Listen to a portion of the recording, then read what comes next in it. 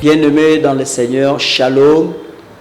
Napesi bande konyos bala na biso na Kinshasa partout na République démocratique du Congo, Brazzaville, bande ko bala na biso na YouTube, na Cri du Lion TV, Wemsa Nzambe ya Israël apambola biso.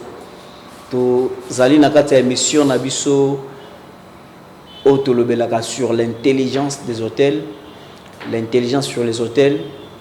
Oyo ngai humble serviteur Nabino, prophète Gédéon Matebe, mon sakoli Nabino, ne nazo présenter les lots, ba meilleur vœu nangai, na pesi, na ba Congolais, bonne année, na pesi, et pas mon Kondiamboka, le président Félix Chilombo, bonne année son excellence, bonne année na maman Denise, bonne année na ba député, ba sénateur, nyonso ya mboka na biso, bonne année na ba fidèle la voix de la prophétie na mikondo, na pesi bonne année na chaîne Wemsa TV, bonne année na ngai epai ya DG Sacré Wenjolo, bonne année epai ya DT Arnold, bonne année na ba technicien nyonso ya chaîne Wemsa TV, bonne année na ba kinoise et kinoise, bonne année na ba sali ya Nzambe nyonso ya Congo mobimba, ba évangéliste, ba pasteur, ba diacre, ba prophète, ba évêque, ba bishop, bonne année na évêque général Soni Kafuta, bonne année na Mosali Nzambe baobana biso ya Tchangu, docteur, le révérend docteur Fumumba le patriarche, bonne année na révérend Séverin Bova moko ya baobana biso na mikondo na Tchangu, bonne année na Ntoma Levi Mbuta, bonne année na bosali bisote, bonne année na pasteur William Muteba, bonne année na père spirituel nanga Angola, pasteur Eliel Kaupa, bonne année na apôtre Chaka Evanta, bonne année na couple Chantal Charles Lesi ba papa na biso na Londres esika bozali, bonne année pour Nabino, bonne année na ba soldats, ba policiers ba bazo batela mboka, na pesi bonne année na bandeko nyonso baolanda ngai même sur Facebook na page na biso officiel Facebook Otokoma prophète Gédéon Matebe, bonne année na bandeko nyonso o balingaka biso, balingaka ngai mosai na Nzambe prophète Gédéon, bonne année na ba pe balingaka biso te, bonne année na évêque général Denis Lesinzondo, bonne année na ba parents na ngai papa Séraphin Mbwale Membulu, maman Gabia, maman Thérèse Fata, bonne année na famille Gabia Mobimba, bonne année na noko na ngai Santu, bonne année na maman Mami Molela na France, bonne année na papa Aimé Salipai, bonne année na papa Aimé mobali ya maman Mami na France, bonne année na maman Formosa na kata Canada, bonne année na zondi make année oyo to kwa to banyango na Nzambe eza année ya miracle, eza année ya joie, eza année ya différence, eza année ya impact. Mutu nyonso azolanda nga na pokwa lelo dimanche na pesi bon dimanche pe bonne année na zondi make ndenge to bandi année oyo na Nzambe azokende bandali kambu na yo. Je crois au miracle, je crois à la bénédiction divine. Nazondi make année oyo kozala différente na ba année mosusu elekaki. Soki 2020 elelisaki yo, année oyo 2021 ekolelisa ote. Na pesi susu bonne année, ba meilleur vœu, ba bonne année et pas ya général Sylvain Kasongo. Na pesi bonne année na major Mboma Patrick na IG, na pesi bonne année na capitaine Nana na Nzoko na Souciat Mabanga. Bonne année, bonne année, bonne année, bonne année. Vraiment ba liste ezebele. Ba liste ezebele pour na ba bonne année na pesi bonne année na grande sœur Nanga Lina Ngungu. Bonne année na maman Madame Catherine Malaka Mboulou. Bonne année na Sophia Mboulou. Bonne année l'héritier Mboulou. Bonne année Marcelin Mboulou. Bonne année Michael Mboulou, Jemima Mboulou, Rebecca Mboulou, Rachel Mboulou. Bonne année na Jojo Gabia. Bonne année na bandeko nyonso ba soutenir biso. Lelo ezali première émission na biso ya 2020 nazo ka déjà chaleur nazo ka bina que no année ezo bana na mapamboli parce que esengo nazo yo ka pona année oyo. Oh non nazo lima ke nzamba ko kamusa biso autrement. Et pendant ba moment na biso o exhortation malgré toujours continuer ba bonne année ba kombo ezebele ba liste ezebele. Bonne année na maman Mireille Kassanza Nangola. Tant que sozo exhorter mais les deux ali mokolo to ko pesa ba mbote ba salutation. Bonne année asika na bandoko ba soutenir biso. Bonne année na ba serviteur nangai na la voix de la prophétie. Maman Bishop Kalema Jolie Kalema. Bonne année na mwana ngai de Blonzasi Bishop de Blonzasi. Bonne année na c'est la parole. Bonne année na maman maman na Shekina, maman Judith. Bonne année na bébé Shekina Mboulou. Bonne année na bana nyonso ya Mikobos. Bonne année na bana ya Veni Mbujimai, bana ngana keti. Bana nyonso bazaka na mikono, bana bikuku. Bonne année na bino. Bana Mokali, bonne année. Kuna na quartier 3, EP4, EP6, bonne année la bosali binote. Nzamba Israël a accompagné bino. Aza na bino vraiment elongo, asela bino bolamu. Na opesa lisusu bonne année na ba minganga oyo ba médecin, ba infirmier, bandeko na biso ba accompagner biso na 2020. Dans le moment où il y a une difficulté à la maladie à corona, où il frappé mokili mobimba, coronavirus est paralysé, le système est paralysé, le pays a miné, la grande nation qui frappé le coronavirus pendant une année malgré tout le Covid-19, mais il y a en 2020 et j'apprends que même en 2021, les journalistes qui travaillent au four et au moulin. Que les dieux de la Bible, Père Pambola, infirmier, médecin, journaliste, bonne année, journaliste, n'a présenté le meilleur et pas technicien, nous sommes au four et moulin, technicien à télécommunication, ils nous ont donné quand même un signal à Malamu. Bonne année, veut le meilleur, na basali nanzambe, bon na bosani bakombo bolimi sanga basanza boze belé. Bozali veme belé. Bonne année na pasteur Jean Zey. Bonne année na papa Samuel, pasteur Samuel. Bonne année basala nzambe boleki belé, boleki bino nyonso ya Congo mobimba ya RDC. Vraiment bonne année na archibishop Koutino Fernando. Bonne année na Thomas Beni Moke. Bonne année na docteur David Baya. Bonne année na docteur Parfait Bopey.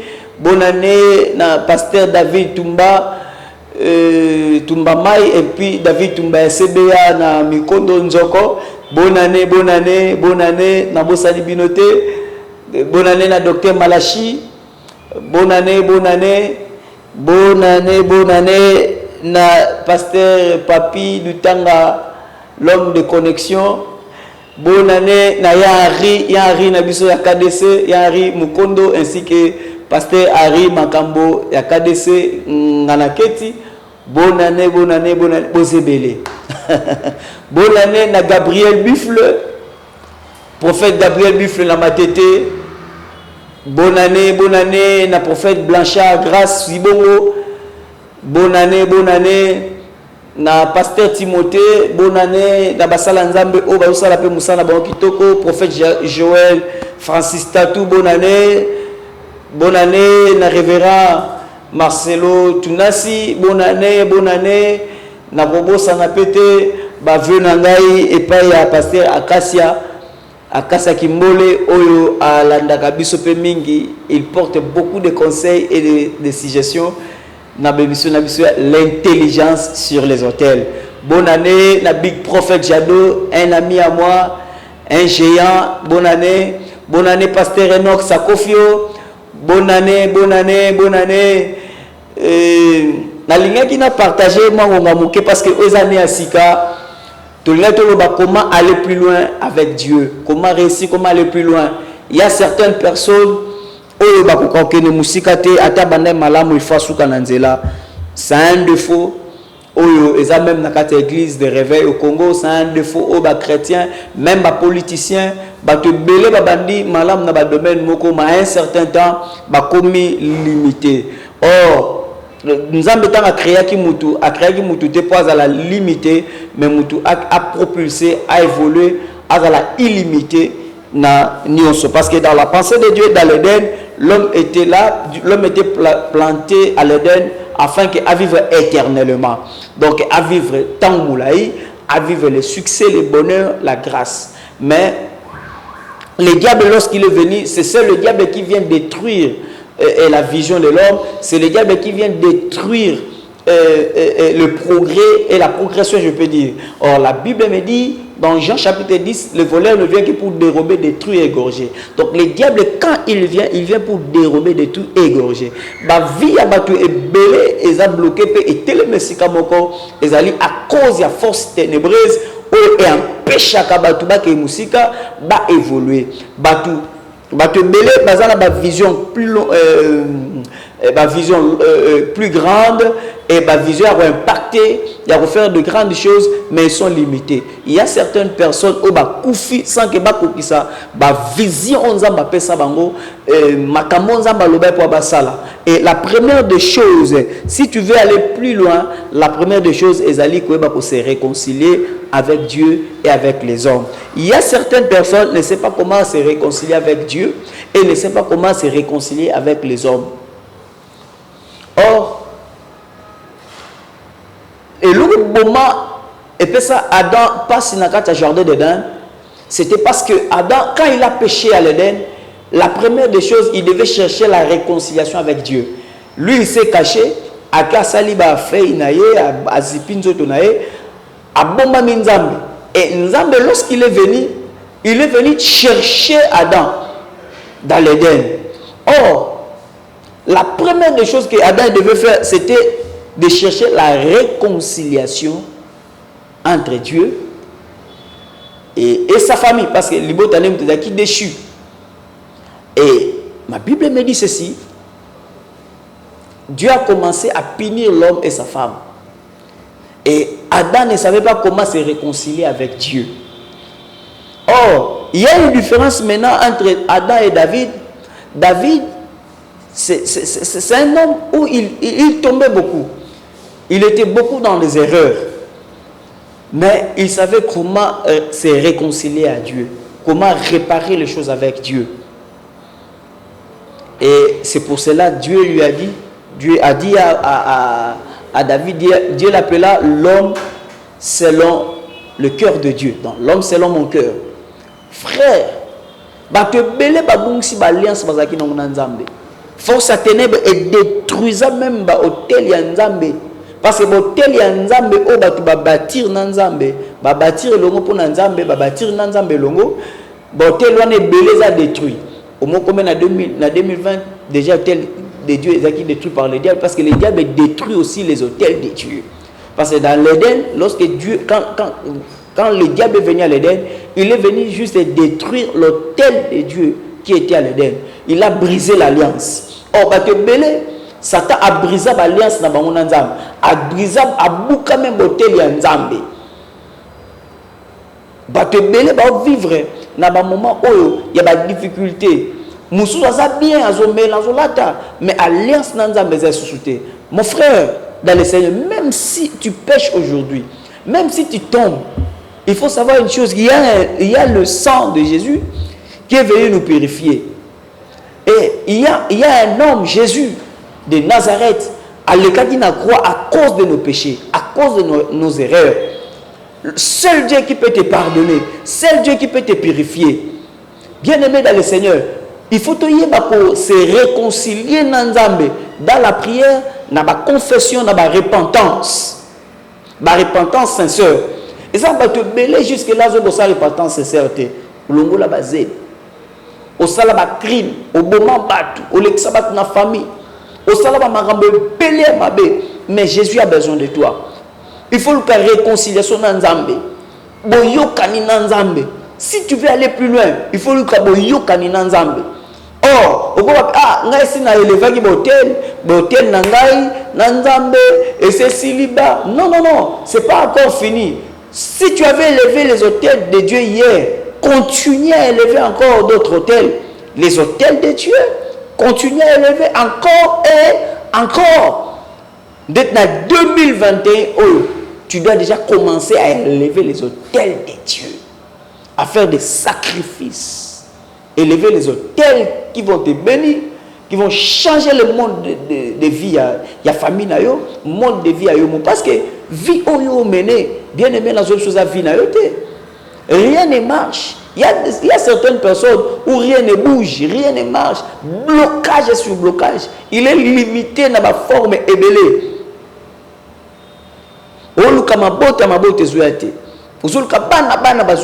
Malade vont s'accumuler. Malade na nzoto. Il y a pas sinon ka batumba yo bangote. Yo mo kande mto ebi pasi na yo. Batuba mo en bonne santé ou la tikitoko mais pendant la nuit tu ne dors pas.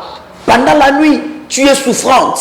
Bien-aimé, tu dois chercher le Dieu des hôtels, tu dois chercher l'alliance avec Dieu, tu dois chercher comment il y a se réparer dans Nzambe. Il y a kobongisa na Nzambe. Il y a année année ya kobongisa na Nzambe. Bongisa na Nzambe, frère. Parce que la vie appartient à Dieu. L'existence appartient à Dieu. C'est Dieu qui est le maître de l'existence, le maître de toutes choses. Frère, aussi brisa qui n'en a Nzambe. Il y a un moment là, le problème de s'accumuler. Bitumbe zoya likola bitumba. Tala comment va combien comme makasi, ou même qu'on s'en sortir. Tala comment les choses ne tournent plus. Au contraire, visati le visage du matin. Bana va faire raison marcher. Au sali va faire nous au sali les simbate. Ministère est bloqué. Aux pasteur nous ne combo kende sango mais le lot quand on a deux trois personnes. Église parfois peut koufa. Il faut luka obongisa na Nzambe. Or, toko bongisa na Nzambe. Toko bongisa na Nzambe na prière. Na ba dîme na biso na offrande na ba sacrifice à makasi ko bongisa na Nzambe to bongisa na Nzambe na sainteté ko bongisa na Nzambe ko changer pe formule ya na yo ya kotambola to ko la ko bongisa na Nzambe. Deuxième des choses pour na okene musika il faut que ko bongisa pe na bato. Yaya oza rancunière. Au salaba makambo ebele ya vie ya mabe. Au kabwana batu. Ba para o balet sayo, balati sayo. Ba sala bolamba tangiso lelo kanga mo bandoki. Même si c'est une prophétie en Nzambe. Même si Dieu avait parlé, même si c'est une prophétie, ba peso prophétie ba boto bandoki. Mais dans la façon de traiter bango. Or kindoki maladie et ko sila na prière. Papa a beaucoup lieu, maman a beaucoup lieu na bemoa na yo. Okolo ko mobile comme na moment il faut laisser bango. Balobi baza bando yozo kipe bango lisusuté. Ya bongisa baboti na yo. Ba te belé, ba briser, ba alliance na batu. Oui, obongisi na Nzambe bongisa pe na batu. Ba te belé ba briser ba alliance na bango na batu.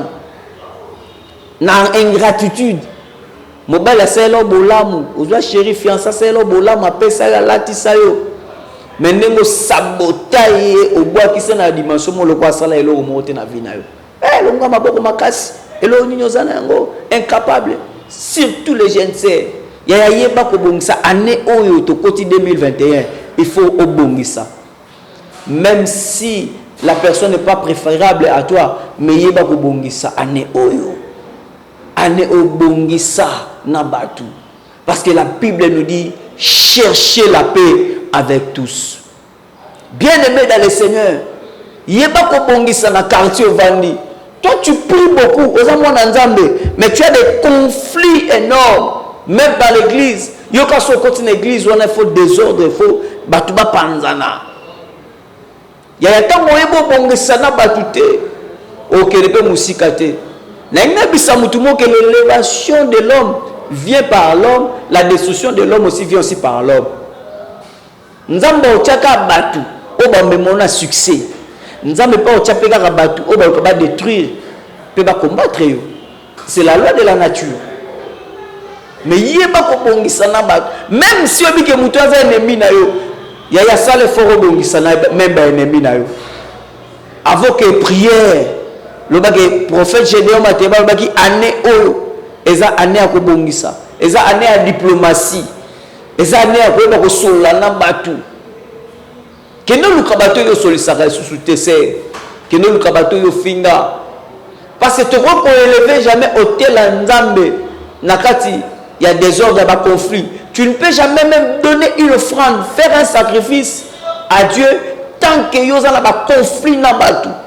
Na famille papa yo kana raté. Famille maman bino boyo kana raté. Yo na ba noko boyo kana raté. Mais tu viens à l'église, vous parlez la langue robo chandara bara bara bara. Frère, année oyo, eza année ya boyokani. Nanzambe penabatu. Même dans le milieu basala nzambe ba conflit koti makasi, pasteur on a pasteur bokana raté. Même si tous partager, tous dans la Bible moko, mais l'enseignement est un peu différent. Mais les cambaoyo quand il faut te passer en botte, il y a même des serviteurs de Dieu, monsieur pasteur on a pasteur passer en botte. Et ça n'est pas même si babi que muninga on a sala malam ba kumisa muninga zo sa musala malam et le but est la haine vis-à-vis na mais c'est l'année où tu dois accepter même les autres. Le Congolais on a des défaut moko otonima kam bolama mutute. Na mboko nzamba tombola basala nzamba minene na mboko. Nzamba tombola mais na Congo au moins pour mutu andima mutu. To dimaka mutu so mutakufi. On peut se ba gloire ben loge. Il était grand, un homme de Dieu puissant. Asalama kama minene. Et tu n'as niveau comment que ba ouais mususu pe na mboko moi pe ba négliger pe corps na ye. Bien aimé dans le Seigneur. Et ça ania obongisa ya ondima batu pour aller plus loin. Photo ndima. Photo ndima be fort abaninga. Moi je bénis. J'ai béni les hommes de Dieu. Moi, je crois au ministère de l'apôtre le Paul Mutombo. Il parle sur les autels. J'ai été inspiré. Je lui ai écouté. Et le Seigneur m'a donné un message particulier de bâtir les autels. L'intelligence sur les autels. Je me suis référé à quelqu'un. J'ai écouté prophète Francis Ngawala. Il parle sur les autels. Je lui ai écouté. J'ai téléchargé ce message. Bien-aimé dans le Seigneur, je crois. Je crois aux autres. Je crois au ministère des autres. Faut que comme on a un niveau la pétue va te l'homme l'a changé chaîne. Moi nini sousou. Moi maté nini. Cette année, nazondima que le Seigneur va faire quelque chose. Tout bandondima. Tout bandon croire. Dans le ministère, puis à Tondi m'appelle na bolama même dans nos positions. Tondi m'appelle dans la majorité, dans travailler, dans le pouvoir, dans sala. Dans le pouvoir, il y a des choses que vous devez accepter. Aux oppositions, soulever vous devez accepter. Nous devons faire de concurrence loyale et non d'adversité moïsangatina. Et j'ai béni le Seigneur pour la première exhortation Nabiso, il y a année 2021. Et troisième élément, pour aller plus loin avec Dieu, il faut obéir à la voix de Dieu. Et surtout à Jean chapitre 2, verset 5, lisons rapidement. Sa mère dit au serviteur, faites tout ce qu'il vous dira. Verset 6, or il y avait là 6 vaisseaux de pierre, mis selon l'usage de la purification des Juifs, dont chacun tenait 2 ou 3 mesures. Verset 7, et Jésus leur dit, emplissez d'eau ces vaisseaux, et ils les emplirent.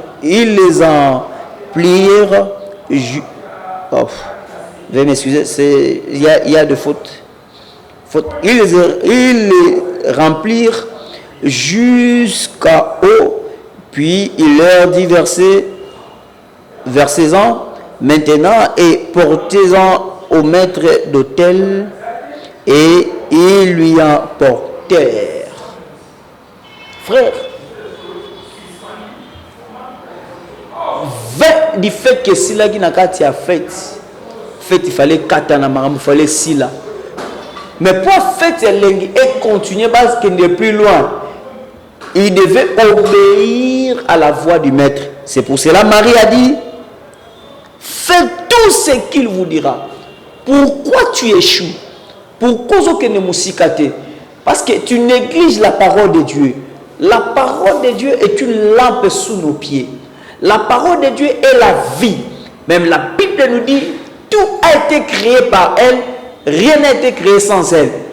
Au commencement, c'était la parole. Et la parole était avec Dieu. Et la parole, c'est lui-même Dieu.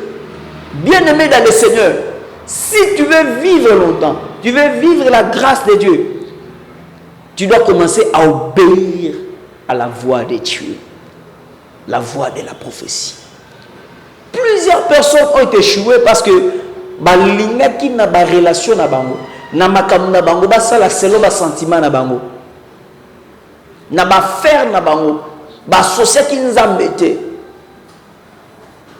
na ba activité, ba qui nous a mis na deuxième position.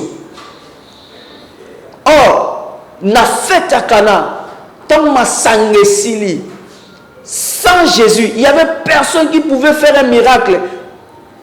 Il n'y avait personne qui pouvait changer la situation. Parce que, en fait, toujours il a dit fête à Libala. Toujours on ne peut pas faire Nabiso na Congo.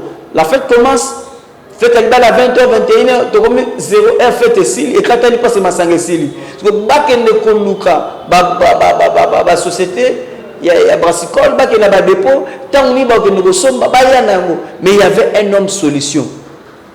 Nabiso na pourquoi l'élo. Que dans ta vie, il y a un homme solution. Il suffit d'écouter sa voix. Il suffit d'écouter la voix de Dieu. Le miracle sera possible. Oh, na sambeli na tonga lelo, na pourquoi lelo. Likola mutu moko azola nangai. Miracle nzambe ba lokelo landayo. Na zondima que maladie umelaki. Maladie kotaki et se racinaki na vie na yo. Il y a un miracle zolanda. Oh, soko solo ba amen. Miracle nzambe zo ke nolanda yo. Soko solo ba amen lisusu bikamo zo no pesa na mutu o change ka mai akomisi yango vide. Mutu na zote ya Yesu Masia. O abongolaka matanga komisi yango feti. Na pokwa lelo Yesu akende bongola matanga ne koma feti. Année o 2020 ate bandaki na difficulté. Et que souka na difficulté et que souka na lipamboli d'ailleurs oso bandango na nzambe poso bandango na gloire tango zo pesanga amen oso banda année o na gloire nazondima ke année o oso bandango na gloire parce que année o ezali kamu ya kotosa ko baka mo nzambe petango tosi mo nzambe babitumbelo nyoso etelemaki ba hotel semezo kwea Botel satanique, qui n'a pas un mode de vie à malade, mode de vie à médiocrité, mode de vie à sécheresse, mode de vie à idiotie à l'école. Nazo Sambela, Natonga le rapport pour les Ezokoya, Natonga la rediffusion à Tongo, Nazo Sambela. Il fait que tu as écouté la voix de Dieu Ezokoya. In the name of Jesus. Comme on a une bande passante, adresse à la voix de la professionnelle, numéro dans le téléphone, mouton a un problème, les cambezo si la té, ma cambezo le kelaye, abengi biso, toko yambaye, toko solanaye, s'il s'agit de détruire les hôtels, toko détruire l'hôtel naye ensemble. S'il s'agit de élever les hôtels, toko élever l'hôtel. Moi je crois à la puissance de Dieu. Tu dois aller plus loin. Ta plus grande chose, c'est obéir à la voix de Dieu. Or, Dieu, il parle tantôt d'une manière ou d'une autre. Il parle à travers le prophète. Il parle dans des songes. Mais la précision, ça vient par la bouche des prophètes. Dieu utilise les prophètes. Nathan, on a utilisé ma prophète. Comme moi, votre serviteur, prophète Gédéon Mosakoli Nabino. Naza Mosakoli Nabino. Obenginai même Nandaku. Nakoya kosala service nandako parce que naza mosakoli na bino naza disposé parce que nzamba pakoli biso mafuta pona tina peuple na ye chaque génération nzamba elevaka atombolaka ba prophète na génération nekeke nzamba atomboli biso pona délivrance na yo pona miracle na yo nazondimba po mutu azolanda ngai que miracle eza déjà possible pour la tia na yo que le Dieu des prophètes est en train de faire quelque chose dans ta vie. Tu dois croire aux prophètes parce que Dieu utilise les prophètes. Même la Bible me dit dans 2 Chroniques chapitre 20 verset 20, confiez-vous à l'Éternel votre Dieu, vous serez affermis, mais à mes prophètes les serviteurs vous réussirez. Dieu de la Bible, c'est un Dieu des prophètes. Mais pour bâtir un hôtel, il faut une instruction divine. Il faut une voix prophétique, il faut un prophète pour que le prophète donne bâti un hôtel na modèle nzambe asengi tika na pokwa lelo muto azolanda ngai benga na numéro tu auras une solution benga na numéro affiché benga biso toko sambela s'il s'agit oya na adresse oyali na yambaka chaque jeudi de 9h à 12h tous êtes disposés pour la bino. Parfois, kobenga bapel boye na kata plateau, c'est un peu difficile, mais na bengi sio, même sur WhatsApp, mon numéro sur WhatsApp, je suis sur Facebook, au Komelingai, na ko répondre yo. Mon numéro c'est 089 91 53 790. 089 91 53 790. Le prophète Gédéon Matebe est disponible pour la tia la bino. Nazana mikondo na sukamboka. Naza disponible pour la tia la yo. Mosakola ko tapela ndaku na yo nengozola na la télé. Mosakoli na bino yeye. Mosakoli na bino Gédéon Matebe. Bien aimé, okenda o détruire l'hôtel, mais oyebi ndenge nini ba eleva hôtel était. Or la force d'Abraham c'était de bâtir les hôtels. Même quand Dieu a dit à Gédéon d'aller détruire les hôtels, il a donné aussi à Gédéon l'intelligence d'élever les hôtels. Tika na pokwa lelo, mutu azolanda ngai, na sambeli oke musika na nzambe. Oza anasika, ane ofo obana na nzambe. Ane ofo kene na nzambe, ofo kene musika na nzambe. Il faut qu'on ait des grandes choses dans Nzambe. Il faut qu'on ait des exploits. Car la Bible me dit avec Dieu, nous ferons des exploits. Nzambe il y a le 31 janvier, l'adresse n'a pas sur Moujimel 1997. Il y a qu'à tout partager ensemble. Il y a qu'à tout détruire les hôtels et tout élever les hôtels de Dieu. Nzamba bénir, bande connue sur Balandi Biso, na Wemsa TV. Nzamba béni ba technicien bande kuna biso ya caméra nzambe apambola ba technicien nyonso ya Wemsa TV nzamba pambola bana la voix de la prophétie na mikondo nzambe nanga pambola ba kinois nzamba Israël les dieux des prophètes azala nzambe na biso na kombo na Yesu Masia tolobi amen. Les rendez-vous au sommet. Bye.